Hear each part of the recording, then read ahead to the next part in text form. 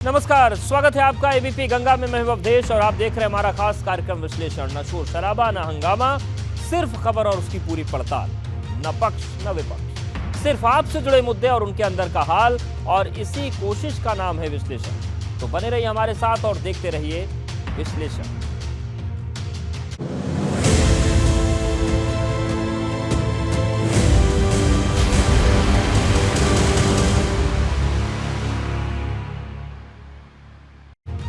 आज विश्लेषण में सबसे पहले बात मायावती के हुंकार की, क्योंकि आजमगढ़ में मिले 29% वोट से मायावती का कॉन्फिडेंस इतना हाई हो गया है कि 2024 की रूपरेखा तैयार कर दी है और अपने मंडल प्रभारियों को 90 दिन का टास्क दिया। इसमें 1 करोड़ एक्टिव सदस्यों को जोड़ने को कहा गया, लेकिन मायावती का यह जोश अखिलेश को टेंशन दे रहा है, क्योंकि जिस विशेष वर्ग को इन दिनों मायावती अपने पाले में लाने में लगी हुई हैं, वो 22 की जंग में सपा के साथ खड़ा रहा।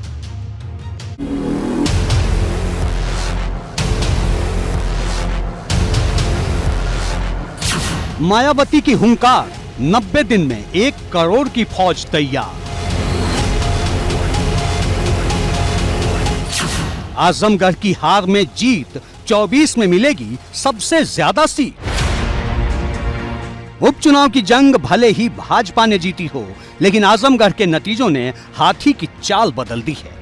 और जिस बसपा को विधानसभा चुनाव में सिर्फ 12.88% वोट मिले थे, वो आजमगढ़ में मिले 29% वोट से इतनी गदगद है कि बसपा सुप्रीमो मायावती ने 2024 के लिए टारगेट सेट कर दिया है और अपने 18 मंडलों के पदाधिकारी को 90 दिन में 1 करोड़ नए एक्टिव मेंबर बनाने का लक्ष्य दे दिया है।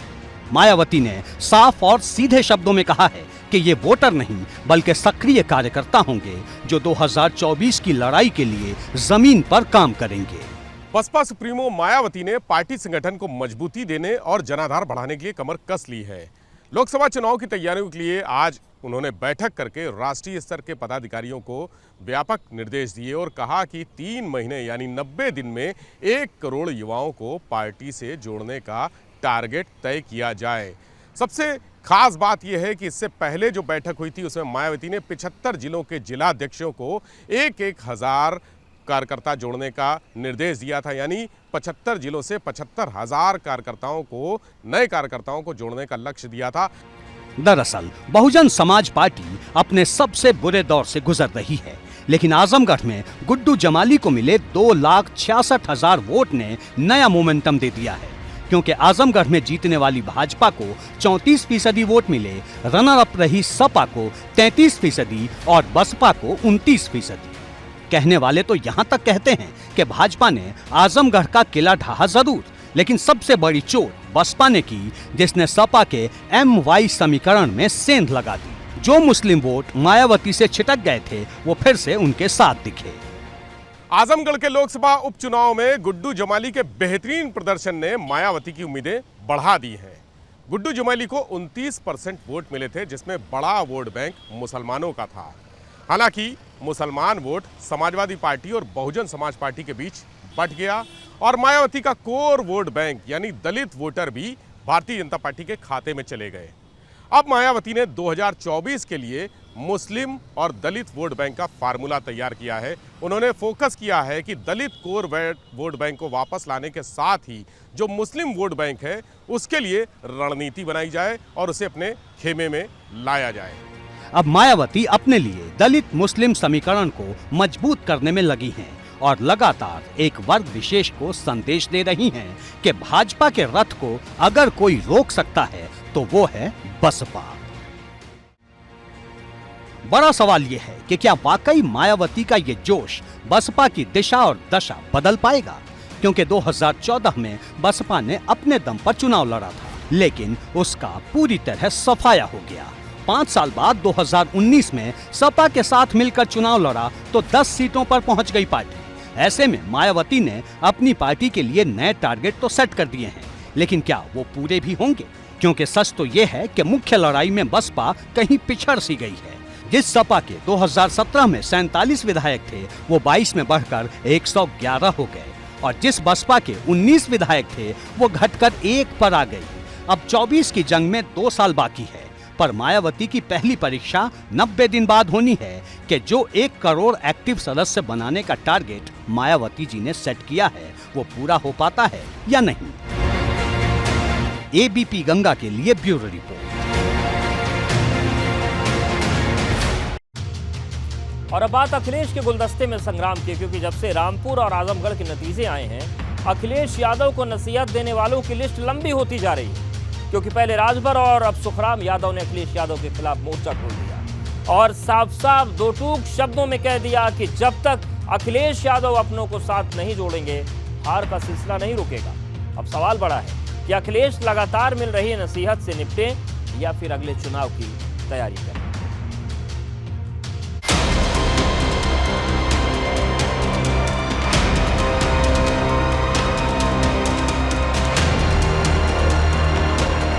हार के बाद सपा में संग्राम, पहले राजभर अब सुखराम। समाजवादी एकता की बात अखिलेश कर पाएंगे अपनों को साथ।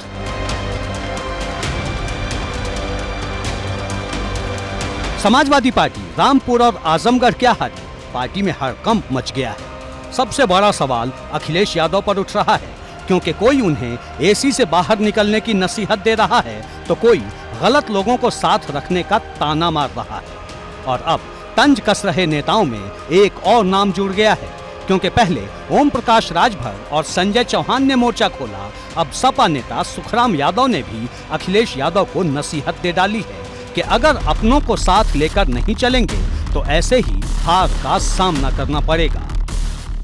तालमेल की कमी की बात की, किसके बीच में तालमेल की कमी रही है? तालमेल पार्टी के नेताओं और पार्टी का नेतृत्व करने वालों के बीच में कमी है, और जब तक ये कमी रहेगी मैं समझता हूँ रिजल्ट ही आते रहेंगे। तालमेल का अभाव हार का मुख्य कारण है। ये तालमेल अखिलेश यादव भी प्रचार के लिए नहीं निकले, वो तो उनकी रणनीति थी और रणनीति का पालन उन्होंने किया। क्यों किया इस पर कभी चर्चा नहीं की, मैं इस पर नहीं बोल पाऊँगा। लेकिन जब पार्टी का नेतृत्व ही आगे नहीं निकलता है तो उसका प्रभाव पड़ता है। तो नेतृत्व का ना निकलना भी एक इसका कमी रही और इस कारण भी हमें नुकसान हुआ। सुखराम यादव यही नहीं रुके, उन्होंने अखिलेश की हार का पूरा रिपोर्ट कार्ड गिना दिया कि जब से अखिलेश यादव ने पार्टी की कमान अपने हाथ में ली है, पार्टी 4 बड़े चुनाव हार चुकी है। राजभर जो कि सहयोगी हैं वो कह रहे हैं कि अखिलेश यादव जब तक एसी कल्चर से बाहर नहीं निकलेंगे जीत नहीं मिलेगी, क्योंकि उनको सत्ता जो है वो विरासत में मिली है। ओम प्रकाश जी की बात में तथ्य है, पुनर्विचार करना चाहिए कि आगे भविष्य में हमें क्या करना है। और सुखराम यादव ने खुद तो अखिलेश यादव को नसीहत दी, साथ ही साथ ओम प्रकाश राजभर के एसी वाले बयान की भी वकालत करते नजर आए। सुखराम यादव ने यह भी कहा है कि अब तक 4 चुनाव अखिलेश यादव के नेतृत्व में लड़ा जा चुका है, जिनमें अगर बात करें तो 2014, 2019 का लोकसभा चुनाव रहा है और इसके अलावा 2017 और 2022 का विधानसभा चुनाव रहा है, लेकिन परिणाम बेहतर नहीं आए। इसलिए अखिलेश को अब समझना होगा कि वो कार्यकर्ताओं के साथ संवाद करें और अपने जो लोग हैं उनसे बातचीत करें, उन पर भरोसा करें। उन्होंने शिवपाल यादव का भी जिक्र किया कि जिस तरीके से नेताजी मुलायम सिंह यादव शिवपाल यादव पर भरोसा करते थे और वो जमीनी कार्यकर्ता थे, लोगों के साथ संवाद करते थे, ठीक वैसे ही संवाद अखिलेश यादव को करना होगा, नहीं तो समाजवादी पार्टी के परिणाम और बुरे आएंगे।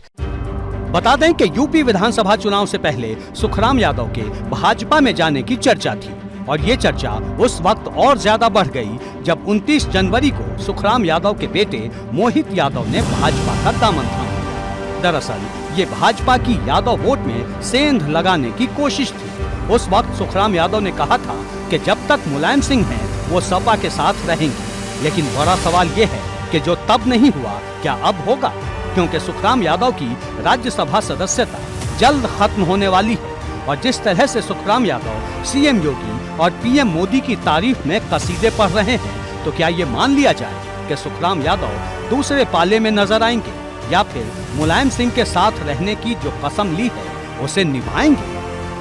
एबीपी गंगा के लिए ब्यूरो रिपोर्ट। और अब बात माननीय मुन्ना भाई की, जिन पर पुलिस का शिकंजा कसा तो शामत आ गई, क्योंकि पुलिस ने ऐसे 2 बदमाशों को गिरफ्तार किया है जो फर्जी विधायक बनकर खनन का कारोबार करने वालों को लूटा करते थे। लेकिन जब पुलिस को इनकी भनक लगी तो दोनों फर्जी माननीय गिरफ्तार कर दिए।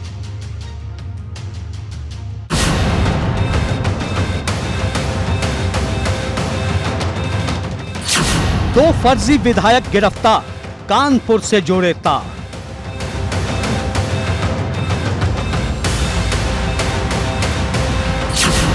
तमंचा और नकदी बरामद, फर्जी विधायकों की आई शामत। आपने मुन्ना भाई का नाम सुना होगा, झोला छाप डॉक्टर के बारे में सुना होगा, फर्जी आईएएस से लेकर फर्जी इंजीनियर तक के बारे में सुना होगा, लेकिन क्या कभी फर्जी विधायक को देखा है? अगर नहीं देखा तो पुलिस के गिरफ्त में खड़े इन दोनों शख्स को देख लीजिए, क्योंकि शक्ल से भले ही ये कोई बिजनेसमैन लगे, लेकिन इनके इरादे इतने खतरनाक थे कि खनन की लूट करने के लिए फर्जी विधायक बन गए। ये जिस स्कॉर्पियो से चलते थे उस पर बड़े बड़े अक्षरों में विधायक लिखा था और कोई रोक टोक ना करे इसके लिए भाजपा का स्टिकर लगा रखा था। साथ में रुआब दिखाने के लिए गाड़ी पर हूटर भी लगा रखा था। जब इनकी गाड़ी चलती थी तो बड़े बड़े अधिकारी भी गच्चा खा जाते थे, क्योंकि खुद को वीआईपी दिखाने के लिए गाड़ी पर वीआईपी नंबर भी लगा रखा था। आज हमीरपुर पुलिस को बड़ी सफलता मिली है। लक्ष्मीबाई तिराहे पर अवैध वसूली करते हुए और स्कॉर्पियो गाड़ी में विधायक लिखे हुए 2 लोगों को गिरफ्तार किया है। जब पुलिस ने मामले की जांच की तो मालूम पड़ा दोनों फर्जी विधायक बनकर नेशनल हाईवे 34 पर वसूली कर रहे थे। फिलहाल दोनों फर्जी विधायकों के पास से स्कॉर्पियो गाड़ी, अवैध तमंचा और लगभग 71,000 रुपए की बरामदगी की गई है। ये दोनों फर्जी विधायक बनकर ट्रकों से अवैध वसूली का काम करते थे और अब तक कई लोगों को अपना शिकार बना चुके थे। लेकिन जब हमीरपुर पुलिस को इसकी खबर लगी तो सदर कोतवाली पुलिस ने बीती रात इनकी घेराबंदी की। इसके बाद दोनों अभियुक्तों ने अपनी स्कॉर्पियो कार दौड़ा दी। इस दौरान एक सिपाही पर इन्होंने गाड़ी भी चढ़ाने की कोशिश की, पर पुलिस की घेराबंदी इतनी मजबूत थी कि इन्हें गिरफ्तार कर लिया। और जब इन दोनों की तलाशी ली तो पुलिस को इनके पास से 2 तमंचे, कई जिंदा कारतूस के साथ 71,490 रुपए की नकदी मिली, जो इन्होंने अवैध वसूली करके उगाही थी। दिनांक 30 तारीख को देर रात पुलिस द्वारा, कोतवाली पुलिस द्वारा चेकिंग की जा रही थी, जिसमें ये सूचना प्राप्त हुई कि एक सफ़ेद रंग की गाड़ी है जिसमें 2 लोग जो रानी लक्ष्मीबाई तिराहे पर वहाँ से पुल के बीच में अवैध वसूली कर रहे हैं ट्रकों से। इस सूचना पर जैसे ही पुलिस टीम पहुंची तो इन 2 व्यक्तियों द्वारा मौका पाकर वहां से भागने का प्रयास किया गया और जो पुलिस की टीम आगे उनको रोकने का प्रयास कर रही थी उन पर भी गाड़ी चढ़ाकर मारने का प्रयास किया गया टीम को। इसके पश्चात उनका पीछा कर उनको पकड़ा गया, गिरफ्तार किया गया। पुलिस की पूछताछ में पता चला कि दोनों कानपुर के किदवई नगर के रहने वाले हैं। इनमें से एक का नाम अनिरुद्ध सिंह और दूसरे का नाम निर्भय सिंह है। पुलिस ने दोनों फर्जी विधायकों के खिलाफ 5 मुकदमे दर्ज किए हैं। ये जिस गाड़ी का प्रयोग कर रहे थे उस पर विधायक का स्टिकर लगा हुआ था, हूटर लगा हुआ था, तो ये लोग फर्जी विधायक बनकर ये वसूली का कार्य करते थे। और इनके खुद के भी ट्रक चलते हैं, तो इनके ट्रकों को भी मौके पर से ही सीज किया गया है। और इस संबंध में जो मुकदमे पंजीकृत किए गए हैं थाने पर, उसमें से जो खनन अधिनियम के मुकदमे और आर्म्स एक्ट के, और एक जो इन्होंने अवैध वसूली संबंधी और फर्जी जो गाड़ी पर स्टिकर लगाकर ये वसूली करते थे उसके संबंध में मुकदमा पंजीकृत किया गया है। पुलिस अब इनकी पूरी क्राइम कुंडली तलाशने में लगी है कि सफेद रेत के इस खेल में ये दोनों ही थे या फिर इनके पीछे पूरा गिरोह था, क्योंकि फर्जी विधायकों के इस फर्जीवाड़े से असली विधायक भी हैरान हैं। जिस हमीरपुर से इन दोनों की गिरफ्तारी हुई है वहां दोनों ही विधायक भाजपा के ही हैं। एबीपी गंगा के लिए ब्यूरो रिपोर्ट। और अब बात जावेद पंप की क्राइम कुंडली की, क्योंकि प्रयागराज हिंसा की साजिश में शामिल सारे मित्रों की मंडली सामने आ गई। पुलिस ने हिंसा के मास्टरमाइंड जावेद पंप की फोन डिटेल को खंगाला है, जिसमें 2 पूर्व विधायकों से जावेद का कनेक्शन सामने आया है। प्रयागराज हिंसा के मास्टरमाइंड जावेद पंप का 2 पूर्व विधायकों से कनेक्शन। जावेद पंप की क्राइम कुंडली सामने आई, मित्र मंडली। प्रयागराज हिंसा के 20 दिन बाद बड़ा खुलासा हुआ है। जिस जावेद पंप पर प्रयागराज हिंसा की स्क्रिप्ट लिखने का आरोप है, पुलिस को उसकी कॉल डिटेल से कई चौंकाने वाले सबूत मिले हैं। इसमें सबसे बड़ा सबूत इस बात का मिला है कि जावेद पंप 2 पूर्व विधायकों के संपर्क में था। ये दो पूर्व विधायक कौन थे, इसके बारे में पुलिस ने अभी खुलासा नहीं किया है, लेकिन अंदर ही अंदर पुलिस की जांच जारी है। सूत्रों से मिली जानकारी के मुताबिक जिन दो पूर्व विधायकों के बारे में पुलिस को पता चला है, उसमें एक पूर्व विधायक प्रयागराज से है तो दूसरा पूर्व विधायक कौशाम्बी का बताया जा रहा है। इतना ही नहीं, जावेद पंप की कॉल डिटेल से दो कारोबारियों और AIMIM समेत कई राजनीतिक दलों के नेताओं से बातचीत का भी खुलासा हुआ है। अब पुलिस सबकी कुंडली खंगाल रही है। बता दें कि 10 जून को जब जुमे की नमाज के बाद हिंसा भड़की थी, तब सबसे ज्यादा हिंसा प्रयागराज में ही हुई थी। पत्थरबाजों ने बच्चों को ढाल बनाया था, लेकिन जब पुलिस ने कार्रवाई शुरू की तो सबसे बड़ा नाम जावेद पंप का सामने आया, जिसने हिंसा भड़काने से लेकर बवाल करने तक की पूरी स्क्रिप्ट खुद तैयार की थी। बाद में अवैध निर्माण के चलते जावेद पंप के मकान पर बुलडोजर भी चला था। पर अब जिस तरह से जावेद पंप की कॉल डिटेल से दो पूर्व विधायकों और कई कारोबारी और नेताओं की बात सामने आई है, उससे सवाल बड़ा हो गया है कि क्या प्रयागराज की हिंसा एक सोची समझी साजिश थी। ABP गंगा के लिए ब्यूरो रिपोर्ट। और अब बात करते हैं रितिका मर्डर केस के, जिसमें बड़ा खुलासा हुआ है। रितिका सिंह ने 12 जून को ही एक शिकायती चिट्ठी फिरोजाबाद पुलिस को लिखी थी। दरअसल रितिका का तलाक का केस चल रहा था और उसको शक था कि उसका पति उसकी जान का दुश्मन बन सकता है। पुलिस ने शिकायती चिट्ठी पर ध्यान नहीं दिया और नतीजा ये हुआ कि रितिका की 24 जून को हत्या कर दी गई। मतलब पुलिस ध्यान देती तो बच सकती थी रितिका की जान। ब्लॉगर रितिका हत्याकांड में रोजाना नए नए सनसनीखेज खुलासे हो रहे हैं और एक ऐसा खुलासा हुआ है जिससे यह साबित हो रहा है कि ब्लॉगर रितिका को अपनी जान का खतरा था और उसने फिरोजाबाद के थाना टूंडला में मार्च महीने में एक मुकदमा दर्ज कराया था, जिसमें अनिल धर, सत्यम धर और विपुल की पत्नी दीपाली अग्रवाल और अपने जो एक्स हस्बैंड हैं आकाश गौतम के खिलाफ और दो अज्ञात लोगों के खिलाफ मुकदमा दर्ज कराया था। और उसमें इसने ये कहा था कि लगातार 12 मार्च को मुकदमा दर्ज करने के बाद जब 23 तारीख को मजिस्ट्रेट के सामने बयान हुए हैं और उसके बाद 25 तारीख से लगातार उसको डराया धमकाया जा रहा है और इस मामले में अगर कोई भी अप्रिय घटना होती है तो इसको अंतिम बयान समझा जाए, यानी आप समझ सकते हैं कि जो कहा जाए डेथ से पहले का कहा जाए लास्ट सेंटेंस इसको माना जाए।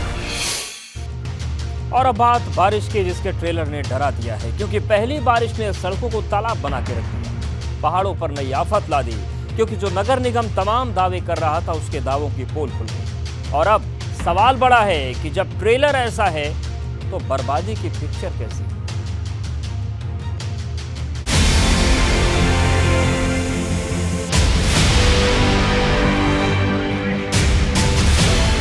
बारिश सिर्फ राहत नहीं देती, आफत भी साथ लेकर आती है, क्योंकि जो बारिश मैदान पर राहत लगती है वो पहाड़ पर आफत बनकर गिरती है। अगर यकीन नहीं आता तो जोशीमठ की ये तस्वीर देख लीजिए, जहां बारिश से इतना पानी भर गया कि एक कार बीच में ही फंस गई। रुद्रप्रयाग में लगातार हुई बारिश से पहाड़ दरकने लगे, जिससे बद्रीनाथ हाईवे जाम हो गया। उधर अलकनंदा नदी का रौद्र रूप डरा रहा था। मानसून सीजन के दस्तक देते ही पहाड़ी जिलों में मुश्किलें भी बढ़ गई हैं। जहां एक और अलकनंदा मंदाकिनी का जलस्तर बढ़ चुका है, वहीं दूसरी ओर बद्रीनाथ केदारनाथ हाईवे भी जगह जगह बाधित होने लगा है। सिरोपगढ़ में बद्रीनाथ हाईवे की काफ़ी जगहों पर मलबा आ चुका है। इसके अलावा केदारनाथ हाईवे के नौला पानी कुंड ऐसे कहीं डेंजर जोन स्थल है, जहाँ पे लगातार सुबह से मलबा गिरने में लगा हुआ है। पिथौरागढ़ का भी हाल ऐसा ही है, नदियां रौद्र रूप में बह रही हैं। मौसम विभाग ने बारिश को लेकर पहले से अलर्ट जारी किया था, बावजूद इसके बारिश को लेकर कोई तैयारी नहीं थी, जिसका नतीजा ये हुआ कि पहली ही बारिश में जनजीवन बुरी तरह अस्त व्यस्त हो गया। सिर्फ उत्तराखंड ही नहीं, यूपी में भी बारिश ने नगर निगम की पोल खोल दी। बारिश को लेकर तमाम इंतजाम के वादे थे, पर कुछ घंटों की बारिश में ही सड़कें तालाब बन गई। गाजियाबाद का नगर निगम हमेशा हर साल यह कहता है, दावा करता है कि पानी नहीं भरेगा और नालों की सफाई समय से करा ली जाएगी, लेकिन उसके बावजूद हर साल जो कॉलोनियां हैं वह डूब जाती हैं और लोगों को बारिश के चलते परेशानी का सामना करना पड़ता है। दिल्ली एनसीआर में बारिश की वजह से जगह जगह पानी भर गया, जिसका असर ये हुआ कि लोग ऑफिस के लिए निकले तो जाम में फंस गए। पे जो मानसून ने दस्तक दी है उसके बाद लगातार झमाझम बारिश हो रही है और बारिश के कारण ट्रैफिक भी स्लो हुआ है। इसके साथ साथ जल जमाव भी कई जगह देखने को मिल रहा है। पिछले 2 घंटे से लगातार बारिश हो रही है और मौसम विभाग ने भी अनुमान जताया कि आज और कल अच्छी बारिश दिल्ली एनसीआर में होगी, क्योंकि जिस तरीके से मानसून ने दस्तक दी है उसके बाद अब दिल्ली एनसीआर वालों को गर्मी से जरूर राहत मिली। क्योंकि बता दें कि बारिश को लेकर नगर निगम ने कई दावे किए थे, लेकिन पहली बारिश में ही ये सारे दावे फेल हो गए। अब सवाल बड़ा है कि जब एक दिन की बारिश में ऐसे हालात हैं तो आने वाले दिनों में क्या होगा। एबीपी गंगा के लिए ब्यूरो रिपोर्ट। और इस बुलेटिन में फिलहाल इतना ही।